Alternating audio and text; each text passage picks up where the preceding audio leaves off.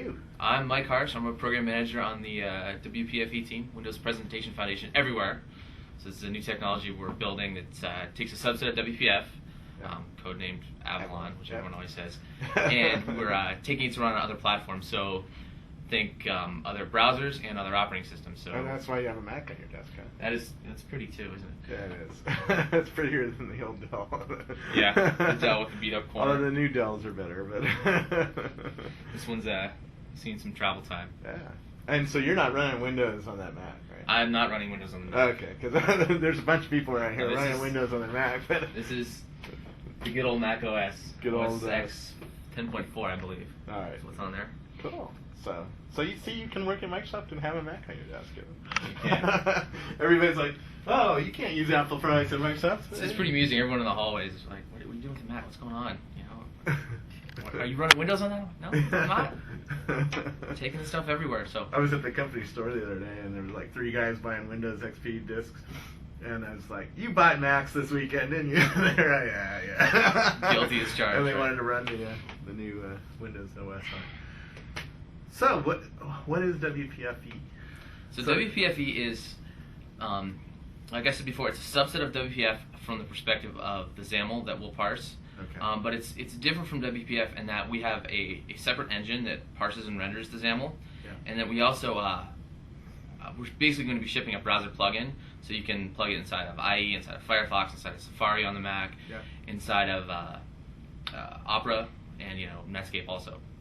So the key thing to think about there is that you can take this stuff, and then we'll also have JavaScript integration, so you can fish out any element inside the XAML tree, and then you can program against it in JavaScript. And we're also going to ship a small portable CLR. So it's not the CLR that ships with the .NET Framework 1.0, 1.1, or 2.0. It's a separate version that will be cross-platform. So we'll take it on the Mac, and it'll come with our package. It'll be part of our download with the ActiveX control. Will it run on Linux, by the way? So the Linux port is interesting. So we definitely want to port to Linux, but we'll probably work with a partner to do that work. So we'll develop the Mac version in-house, we'll develop the Windows version in-house, and then we'll work with partners to get on other devices, on phones, and on Linux, on other OSs, as people see fit, and where the kind of market tells us that it wants to go. Right. Can you give us a sense of the subset? When you say subset of WPF, yeah, it's a pretty broad term. You can take that a lot of different ways. From the perspective, what would I be able to do on? What would I be able to do on WPF that I can't do on WPFE? So things right now, the big things that are out. So first of all, most things are in from the perspective of XAML. Especially 2D drawing, animation, all that's in. We'll have some controls, although the controls will be subsetted. Like for instance, we'll probably have a list box, but we probably won't have a list view. So some of the more complicated controls we'll have. Control-wise, we're thinking like HTML 3.0 as far as the subset. So combo box, list box, text box button, radio button, checkbox, those type of things. Other things that won't be in, we won't have 3D in our first version. So that's one concession we'll have to make. Mostly because you can't rely on having hardware on every platform. It's just not, you can't. It's hard to do fast software 3D. We've seen a lot of kind of lame other 3D web plugins that are not very performant. Yeah. Now, what happens if I build an app that has a little bit of 3D in it, and I try to port it down to WPFE? That's a great question.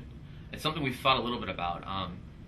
At Joe Stegman's demo in Mix, he showed a kind of a jacket, and it was image slices essentially. And we just, he had a slider that kind of rotated it, but it really just swapped out the 50 different image slices to look like it was rotating.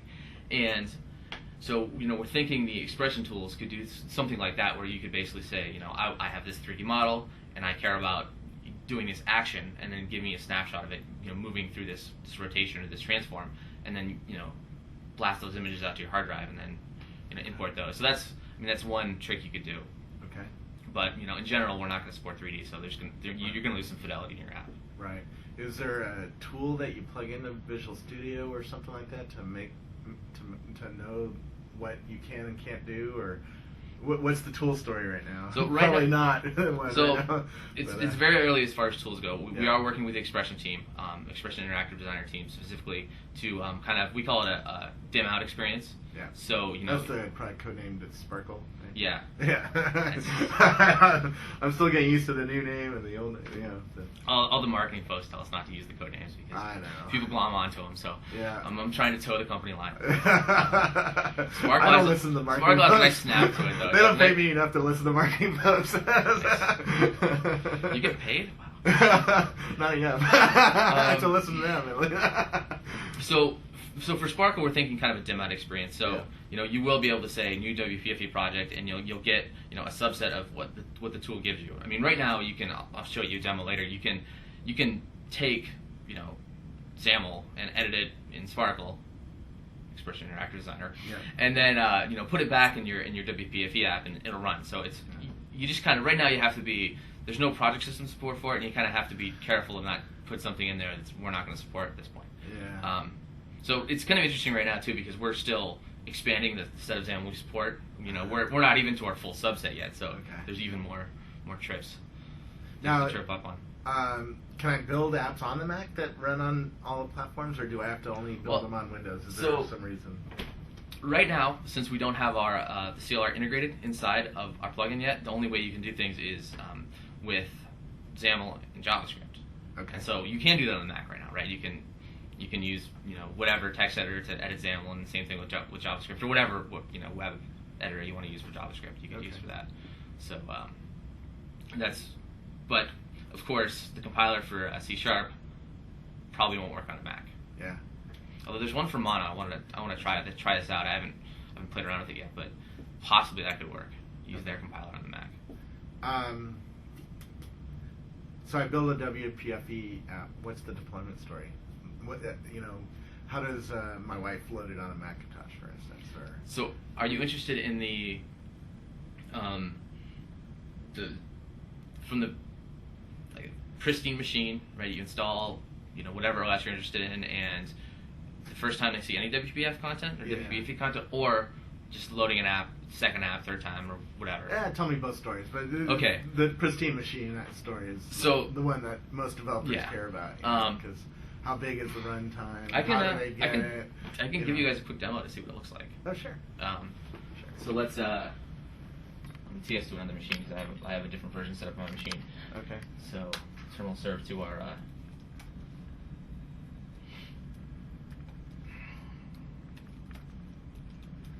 this is the terminal server that we have.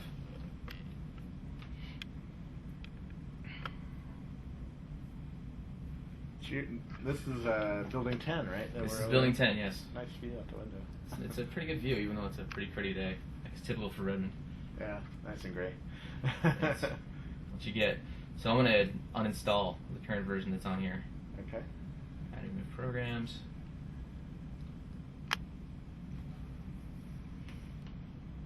This thing is called XCB Player. It's our devs chose a great name for the plugin. It's obviously these are just development names. So we've got this. I wrote this little app. It's essentially it's like XAMLpad. I'm not sure if you're familiar with XAMLpad. It's the little essentially Notepad / Avalon Surface app that you can type XAML into and then it kind of renders real time. So I wrote a web app equivalent that uses WPFE. So it's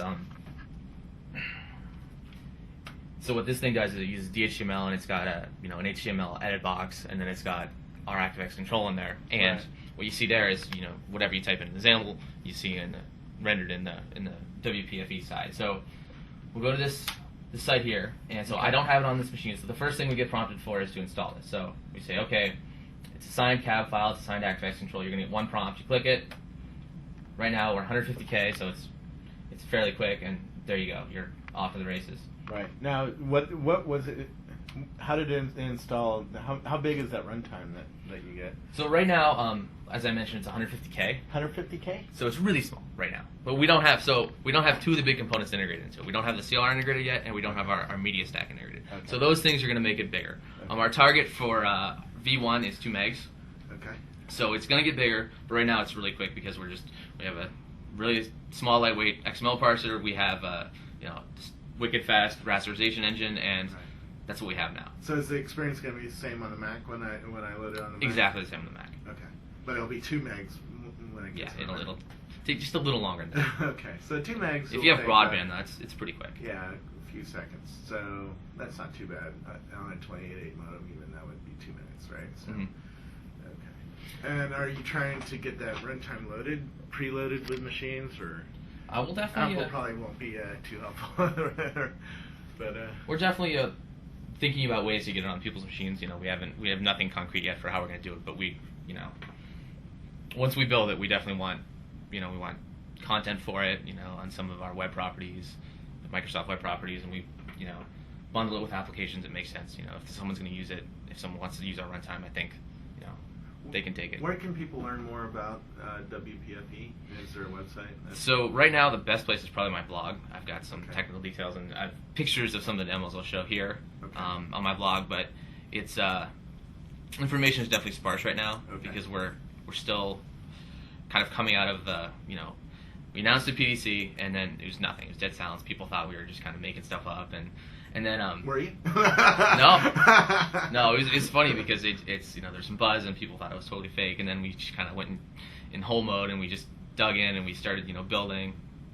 We've been using the Scrum model for development, so we're in our 4th sprint now. So we've you know, we've got a pretty solid production code base, and we're just building upon that pretty rapidly. So our goal for the CTP, when a whole lot more information will be available because there'll be bits that people can play with, is summer of 07. So Q3, I guess. Summer of 06. Sorry, 06. Yeah. 07 is a whole nother year. Yeah. 06, summer 06. So a few months. Yes. And this will run probably in May. It's April right now, so this will run in May. Okay. So two or three more months yeah. after that. Okay. Tack on some months. You see the video. All right. Go on vacation. What else do we need to know in terms of limitations? So no 3D, a little bit less controls. The XAML is exactly the same between WPF and WPFE? I mean, aside from the tags that we don't support, the XAML is the same. Okay. What happens if you run an app? I think we tried to cover that. What happens if you run an app that uses something that's not in WPFE? Does it crash? Does it just not work that part? The other thing that's going to be different between WPF and WPFE is the app model. Okay. So WPF doesn't have a way to bind to JavaScript, and WPFE does. That's kind of one of the ways we're innovating, and that's something that WPF wants to take in V2. They're really interested in that model. They like the idea of being able to bind to, you know, JavaScript in the browser. Yeah. And, you know, they have the XPath model for browser deployment, and so essentially WPF is more of a WPFE is it's a markup first model. It's more like HTML, where you basically have markup. You don't need to have an exe. You don't need to have any code, and then it fires events. It fires loaded events. It fires click events. You know, hover events, things like that you can write code to handle. Okay. Versus WPF, it's an exe first model, right? You have to start with code. Yeah. So at the end of the day, the thing that we're taking everywhere, kind of the thing that we're betting on, is XAML as a format. So it's the markup that is really portable, and you know, some of the code will be, you know, cut and paste portable, but it won't be the kind of thing you can just take an exe and run it in both places. Right. They're essentially different application models. Right. Developers then are going to have to bet on WPFE versus, let's say, just standard JavaScript and Ajax techniques, right? Is that sort of what? Well, are you selling against that, trying to get? It's really actually fairly synergistic with Ajax. I hate that word, by the way. But God, why did I say that? Terrible. So the thing that's interesting is that we'll have. It gives people a context to talk about this stuff. Yeah. We have two programming models in WPF. We all know, right? Scott Isaacs invented this world. Religious debates, 101. Yeah, exactly. So as far as the programming models in WPF, right? You've got the JavaScript model, and you've got the IL, this, you know, C#V, the .NET model essentially, and they both kind of have a different set of strengths. So the JavaScript model is familiar to web developers. Yeah. It's got some tooling around it. Obviously, the JavaScript development and debugging story is kind of weak, but it does have a lot of knowledge and history around it. So essentially, with JavaScript, you can take, you know, I don't know if you're familiar with the Atlas team. They've got kind of a stack of technology, and basically the first 3 or 4 levels of their stack are all applicable to WPFE, right? Because they're about, you know, basically making asynchronous data calls and, you know, getting information back, and not about the presentation layer, right? So you could take some of those things, and we actually Joe showed a little demo at makes that I don't have running on my machine now, but you can integrate with Atlas pretty easily, and you can use their web service wrappers that they generate, the JavaScript ones, and you can hook up to those and get data back in the same way. And so the way we see people building these apps is you'll use the managed programming model for basically to build your island, your application, because you'll get the ecosystem around managed code. You've got Visual Studio, you've got great debuggers, you've got people, there's tons of knowledge-based articles out there, and people have samples and stuff. People know managed code pretty well. You can disassemble your assemblies with ILDASM. You can look at what's going on. You get compile time checking. We're going to have strongly typed wrappers for the things, and so it'll be a much better experience for developing your island or your application as things kind of get bigger in the web space. And then on the JavaScript side, that'll be the way that you can kind of tie this into your existing web page, right? So you'll drop this ActiveX control or embed tag, Netscape plugin inside of your page, and then you can use JavaScript to fish other elements out of HTML or to make an AJAX request to get data, and then push that into the thing, into the plugin in your application. So it's kind of the models play off each other well. Interesting. So we really don't see people building really complex applications with JavaScript. It's just, it's hard to do. You mistype something and all of a sudden nothing works. You have no idea how to debug it. It's actually a little better to debug things in JavaScript. In Firefox, they have this nice little JavaScript debug console. It's kind of nice. Yep. So yeah, there's tools that are coming along, but they're not to the place that Visual Studio is. And it's never going to be there for JavaScript because it's a dynamic language. So if you mistype something, it's a new variable. That's okay. It's not, you don't get a compile time error. There is no compilation. So it's going to be inherently harder to develop JavaScript. Interesting. What about the media integration? WPF has awesome video and audio integration. We've seen all the NASCAR demo. The NASCAR site, yeah, and you've seen the North beautiful Face one. Yeah, and they have beautiful video and video Yeah. video that's 3D. So video that's 3D is out because 3D is out. Video that's wrapped around a 3D service. But so in WPF and WPFE, you can use a media element and put it inside of a brush, so you can paint whatever shape you want with a video. And for audio, you can use a media element for that also. Where we're going to get our media support from, so DMD is making it a custom stack. That's it's going to be, again, it's every team we talk to, we try and beat this into their heads. It's like, you got to think about cross-platform and portability of your code. And you have to think about the size. No one has ever really thought about the size before. We're really size focused. So they're going to make us a small, lightweight, again, I'm overusing that word way too much, cross-platform stack that plays WMAs and WMVs. Okay. So we'll be able to play those, and we'll be integrating that in the next month or so.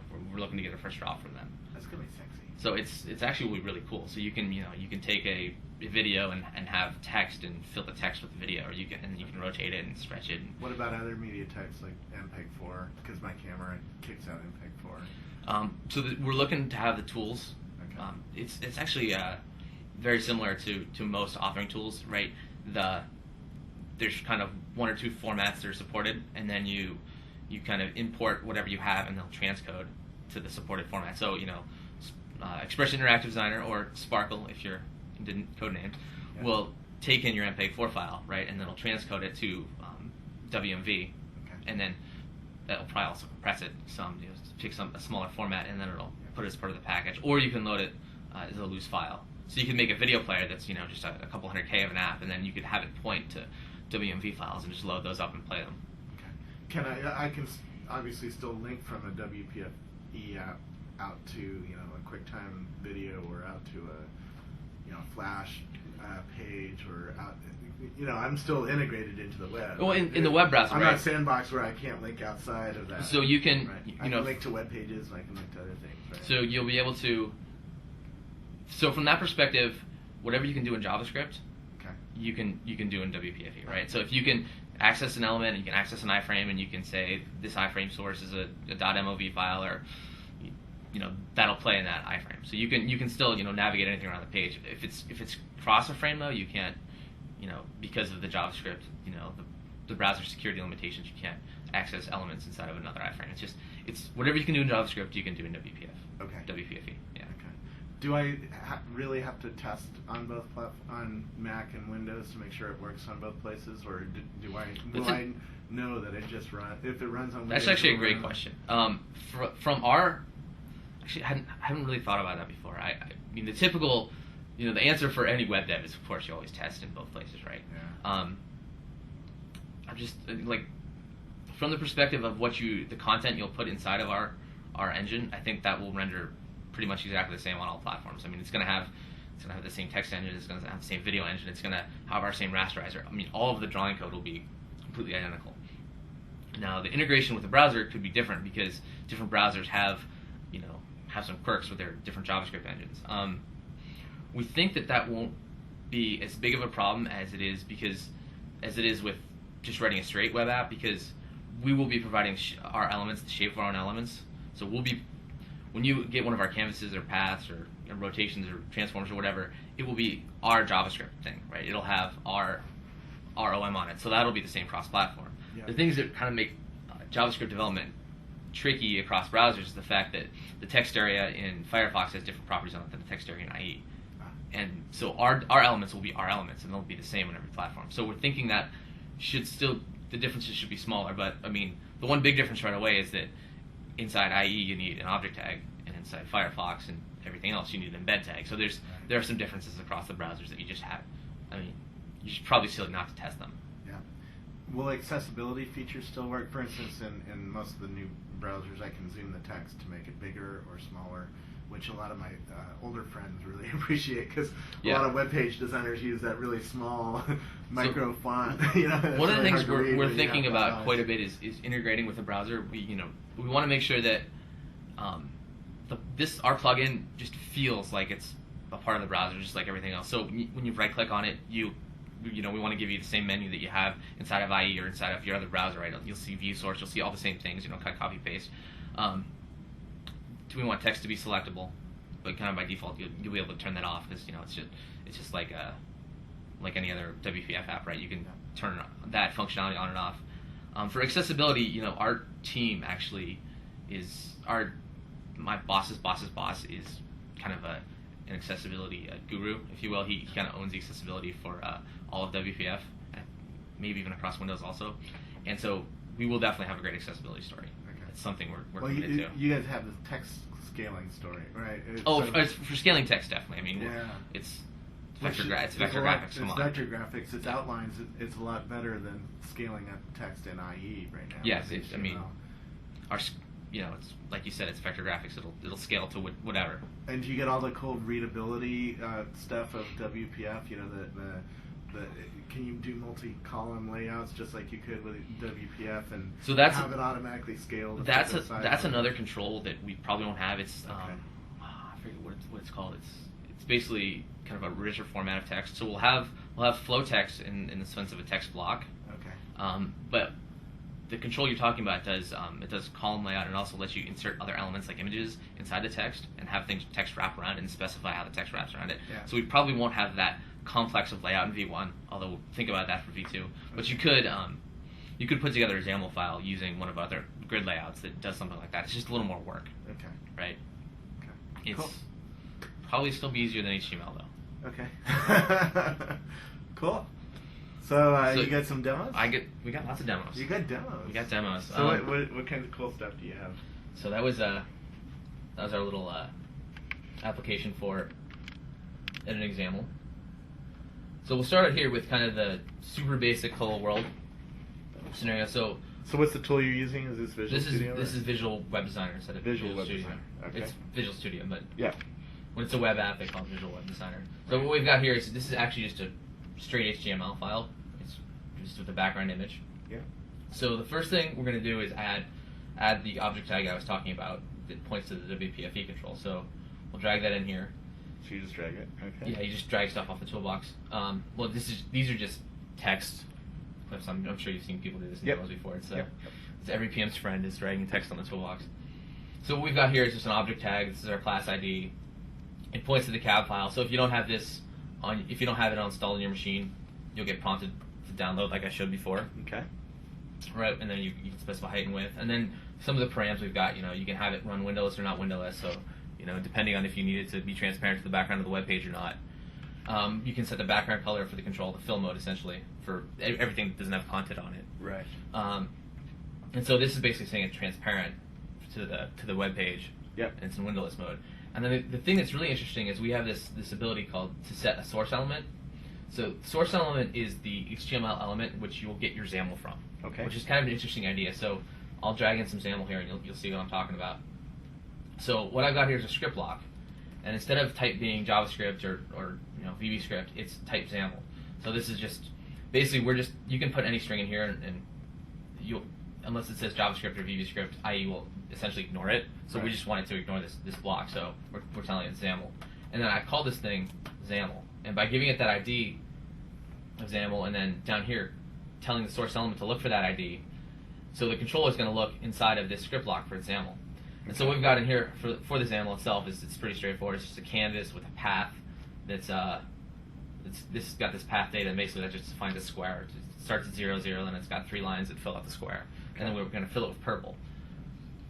So if we run this, and this is an HTML page? This is just an HTML page. Wow. So that's pretty boring, but you've got basically these little before and after tags here shows where our control ends and begins. It's in the middle here, and that's XAML content. Okay. So the neat thing here is if you click View Source, so this is a page that's got some dynamic content on it. It's got some XAML. You can see everything that defines that. So you can see the UI, the XAML definition for the UI, and you can also see the control.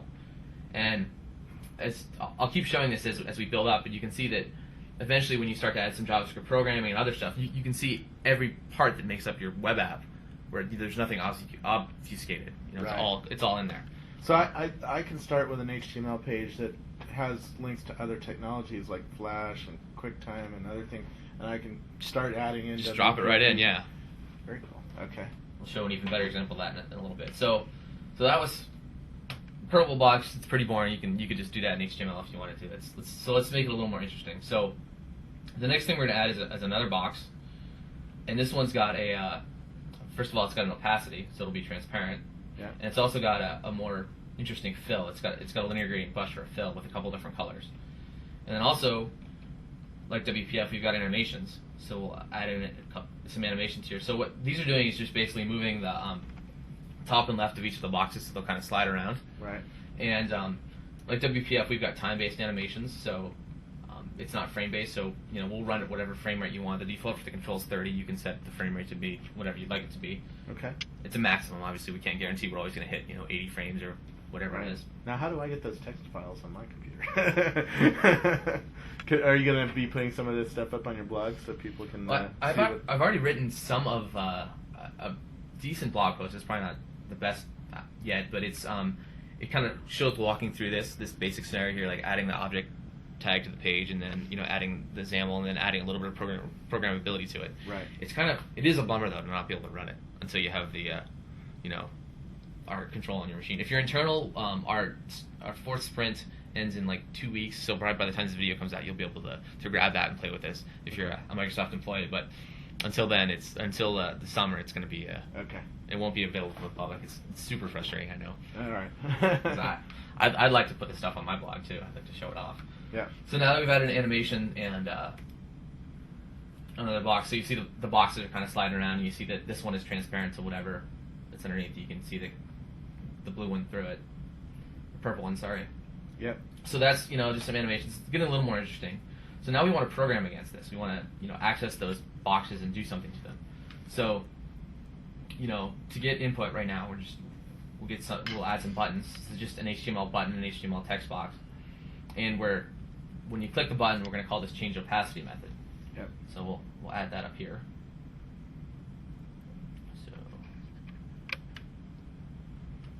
So what this change opacity method does is the first thing it does is it fishes out the opacity text field. So that's the thing that the user is going to type into, and then you can change the opacity to 1 or 0.5 or whatever. Yep. And then the next thing we grab out from the document is the WPFE plugin. So this is the normal document get element by ID call, and this is the ActiveX control in this case because we're an IE. And then the really interesting thing is from there, from the ActiveX control, you can fish out named elements inside the XAML. Yep. So if you look inside the XAML down here, we named this first box. We named it box. So because we gave it a name, you can grab it, and then this object is like I said before, it's one of our objects that we create and expose to JavaScript, and it's got a set value method on it. So we're going to set the opacity property on this path, and we're going to set it to whatever the value you get from the text box. Right. So now when we run this, you see it looks pretty much the same, but we have this text box. So let's set this to 0.5. So watch the purple one. It gets transparent. You can make it really transparent. And you can set it back to 1. So we're using JavaScript to access, elements inside the WPFE DOM. Right. So it's kind of interesting. That's really cool. And to do that in other programming environments is really difficult, isn't it? I mean, you probably could do something like this with Flash, right? I'm sure that'd be very possible. It's a very different programming experience. Yeah. It has a lot more edges to what you can do programmatically. It's certainly not. So WPF and WPFE, by subsetting, was designed very much to be programmable, and it's also designed to be very designer friendly, because you can take the XAML and you can't do it right now from what we have, but you've probably seen the Cider Designer. So kind of imagine a similar thing inside an ASP.NET Designer, where you can take your XAML file and you can open it up inside of Expression, and you can have your designer edit it and make it look pretty, and then they save it, and then the next time you hit a web page, your app just looks better, right? And so it's not going to mess with the programming at all. They can just the designer and the developer can work together because they share the same XAML. They're working with the exact same file, the exact same markup for what the interface looks like, and then the code against it.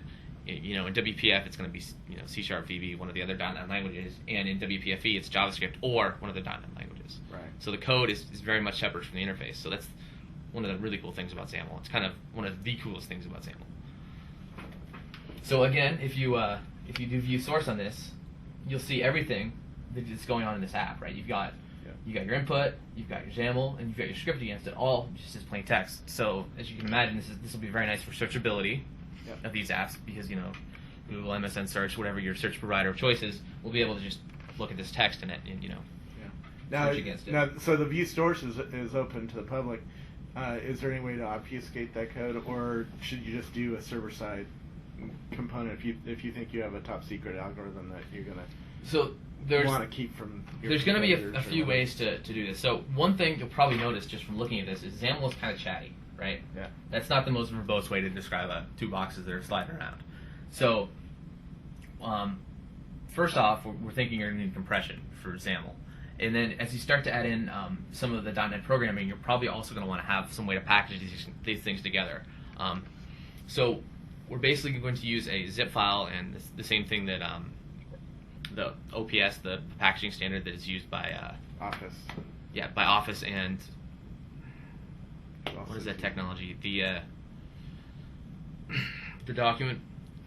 new document stack. Oh, it's technology name game. Jeez. Yeah, I forget the code. It's early. It's 2 in the early morning. I haven't had my coffee yet. It's way too early. So we're basically going to use the same packaging standard, which is basically just a zip.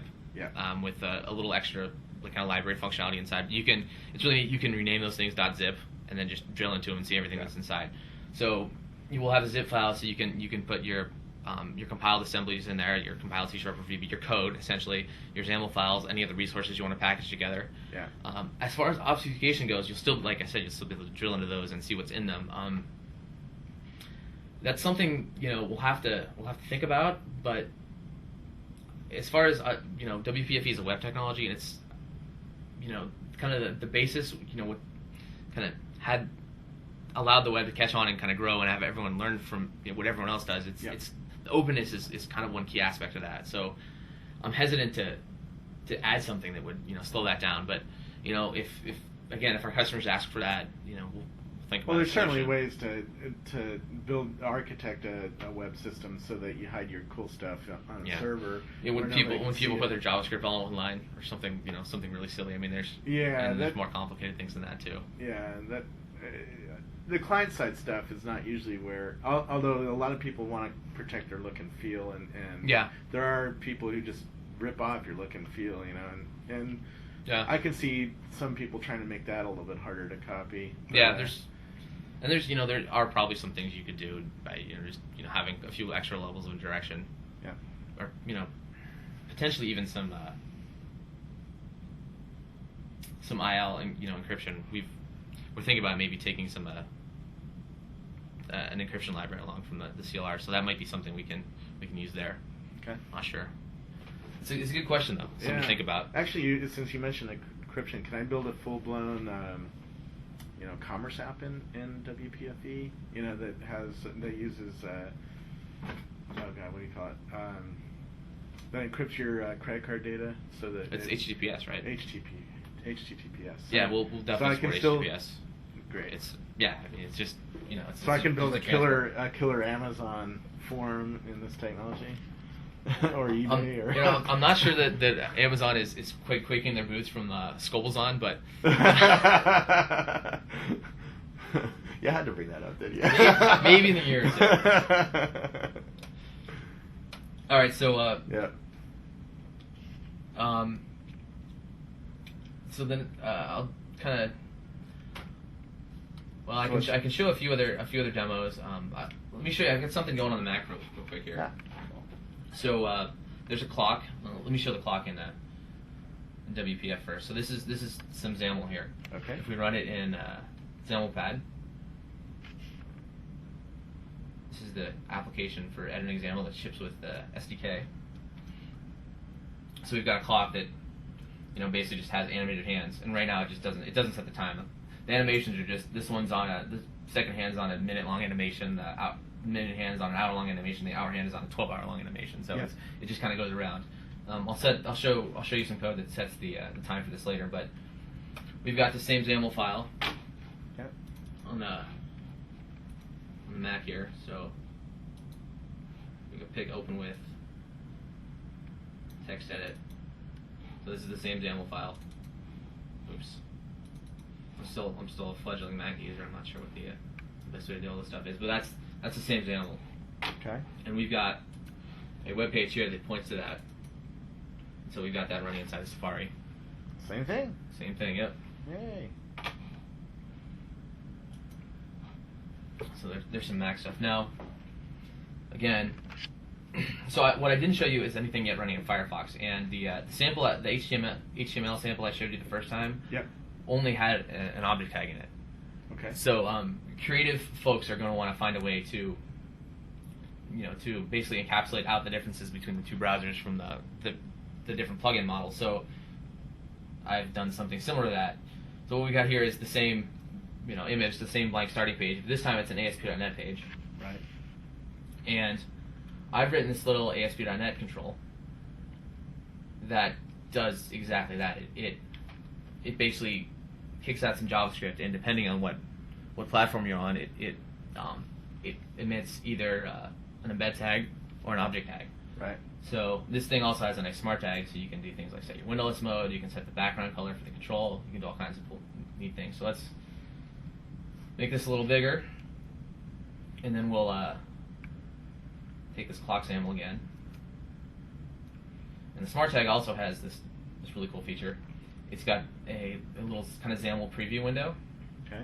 So again, this is just hosting the WPFE ActiveX control over here, because this is an ActiveX control. You can put it anywhere in Windows. So now we paste in here, and there's the clock again. So that's the XAML that we'll have. Oh, that's cool. And so by setting this, basically this will create a script block, and it'll embed that in, and it'll make all that glue that I showed you before and put that together. So now if we run this, oops, that's going to be clock HTML. We want to run clock or default.aspx. Let's set this as the start page. That was launched in the HTML form before. So there's the clock in the browser. That's selected there. So now we can open this guy up in Firefox. And so because I used that ASP.NET control, it basically it emitted code that worked either in Firefox or in IE, so that's kind of handy. Very cool. Now, of course, though, it's, as I showed you before, it's just animating those kind of blindly. It's not actually setting the time, right? Yeah. So it's not a clock yet. It's just something that looks like a clock. So let's make it a clock. So if we look at the source here, this is the ASP.NET control. Yep. I can go in the head and I've got another JavaScript block. So what this one does is basically the same thing as the other one. Is I named the animations, the hour hand, second hand, and minute hand animations. So I'm basically getting the PFE control, our plugin, and I'm digging out the animation, and then I've got a JavaScript variable, an instance that represents that. And then I go ahead and I do some math based on the date time, and then I set the angle, the start angle, and the distance angle, and the angle is going to on each of those hands based on the time. So I basically do that code 3 times. And another cool thing with the ASP.NET control lets you do is it lets you specify a JavaScript handler that'll run when the control's loaded. So I go loaded handler, and then I give it that name of that JavaScript method I wrote. So this will be called as soon as everything's loaded and ready to go. Okay. So now if I run this, it sets the clock time. Ooh. And of course, gratuitously, also works in Firefox. Yeah. Very cool. So very handy. Actually almost in sync.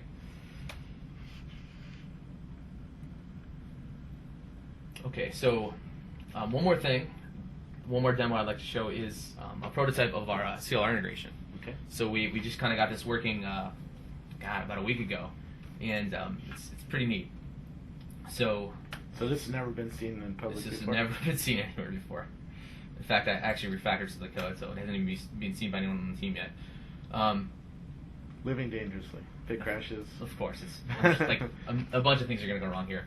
So if we look at the XAML file we've got in this project, Yep. this is it's crystal.xaml. This was done by Mike. Well, it was originally created in Illustrator. It was one of the sample Illustrator files that was created by Yukio Miyamoto. Yep.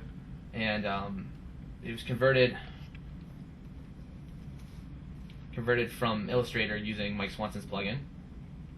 So Yep. I was actually just watching your talk with Mike Swanson when you walked in. Yeah.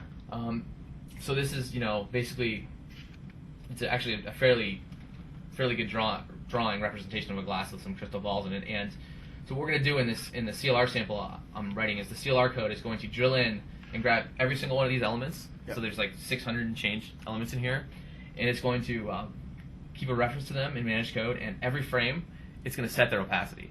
So you'll see we're going to get a few hundred frames a second, and we're going to be setting 600 opacity properties through managed code times that many frames a second. So let's take a walk through what this code looks like. So the base class for this is window.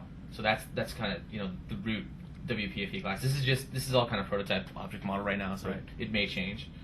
It's kind of invented by a couple guys on the team last night, so it's it's likely to change. We want to make this look as much like Avalon as possible. The newest code at Microsoft. Yeah. So this class is called event handler. I could have called it whatever. It just inherits from this window base class. And then in the constructor for event handler, I hook 2 events. I hook the loaded event and I hook up the render frame event. So per their names, loaded gets called as soon as the scene is ready to go, and render frame is called on every frame render. Okay. And so I've also got this field here, which is a list of UI elements. So it's what I do in the loaded event is I initialize this list of UI elements, and I grab the root visual, the root element. So the loaded event, its sender is the root visual element, so I just kind of fish that out with the sender. And then I build the element list, and this just does a recursive walk of the tree to build a flat list out of a nested list. And then finally, this code here flips around the order of the array. So essentially, I want to reverse the order that I walk through these. So basically, this thing on the beginning, I just build a list of all the elements and I cache it away in a variable. And then every frame, the code here walks through every single element inside that list. Like I said before, that's like 600 elements, and it does a little math to set its opacity property based on how much time has elapsed. So the render frame also gives you, its event args gives you how much time has elapsed, and this is just in seconds. So it's a very handy way. Wow. And so if we run this, it's pretty cool. So things fade in over time. It's actually a really neat effect.